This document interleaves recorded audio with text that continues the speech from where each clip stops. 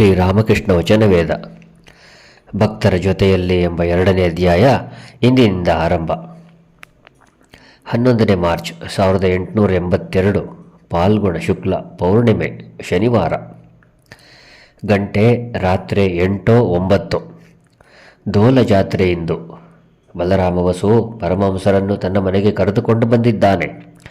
ಜೊತೆಯಲ್ಲಿ ರಾಮ, ಮನಮೋಹನ, ರಾಖಾಲ, ನಿತ್ಯಗೋಪಾಲ ಮೊದಲಾದವರೂ ಬಂದಿದ್ದಾರೆ.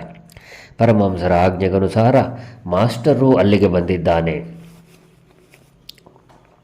ಪರಮಹಂಸರು ಭಕ್ತರು ಕೂಡಿ ಹರಿನಾಮ ಸಂಕೀರ್ತನೆ ಮಾಡುತ್ತಾ ಮಾಡುತ್ತಾ ಪ್ರೇಮೋನ್ಮತ್ತರಾಗಿ ಬಿಟ್ಟಿದ್ದಾರೆ. ಕೆಲವು ಮಂದಿ ಭಕ್ತರಿಗೆ ಭಾವಾವಸ್ಥೆ ಬಂದು ಬಿಟ್ಟಿದೆ.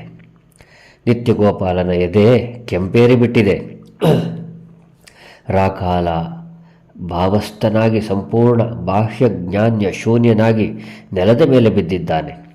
ಪರಮಹಂಸರು ಆತನ ಎದೆಯ ಮೇಲೆ ತಮ್ಮ ಕೈಯಿಟ್ಟು ಹೇಳುತ್ತಿದ್ದಾರೆ, ಶಾಂತನಾಗು, ಶಾಂತನಾಗು. ಇದೇ ರಾಖಾಲನ ಪ್ರಥಮ ಭಾವಾವಸ್ಥೆ. ಆತ ಕಲ್ಕತ್ತಾದಲ್ಲಿ ತನ್ನ ತಂದೆಯೊಡನೆ ಇದ್ದಾನೆ. ಪರಮಹಂಸರನ್ನು ನೋಡಲು ಆಗಾಗ ದಕ್ಷಿಣೇಶ್ವರಕ್ಕೆ ಬಂದು ಹೋಗುತ್ತಿದ್ದಾನೆ.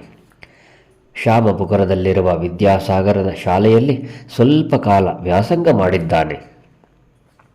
ಸಂಕೀರ್ತನೆ ಮುಗಿದ ನಂತರ ಭಕ್ತರೆಲ್ಲರೂ ಊಟಕ್ಕೆ ಕುಳಿತುಕೊಂಡಿದ್ದಾರೆ. ಬಲರಾಮ ಭೃತ್ಯನ ಹಾಗೆ ಕೈಕಟ್ಟಿ ನಿಂತಿದ್ದಾನೆ. ನೋಡುವುದಕ್ಕೆ ಮನೆ ಯಜಮಾನನ ಹಾಗೆ ಕಂಡುಬರುವುದಿಲ್ಲ. ಮಾಸ್ಟರ್ ಭಕ್ತರ ಬಳಗಕ್ಕೆ ಇನ್ನೂ ಹೊಸಬ. ಅವರೊಡನೆ ಮಾತುಕತೆ ಏನು ನಡೆದಿಲ್ಲ. ಕೇವಲ ನರೇಂದ್ರನೊಡನೆ ಮಾತ್ರ ದಕ್ಷಿಣೇಶ್ವರದಲ್ಲಿ ಮಾತುಕತೆ ಆಡಿದ್ದಾನೆ. ಕೆಲವು ದಿವಸಗಳ ನಂತರ ಮಾಸ್ಟರ್ ದಕ್ಷಿಣೇಶ್ವರಕ್ಕೆ ಬಂದಿದ್ದಾನೆ. ಗಂಟೆ ಅಪರಾಹ್ನ 4-5 ಇರಬೇಕು. ಈಗ ಪರಮಹಂಸರು ಮಾಸ್ಟರೊಡನೆ ಶಿವದೇವಾಲಯಗಳ ಹಂತಗಳ ಮೇಲೆ ಕುಳಿತಿದ್ದಾರೆ.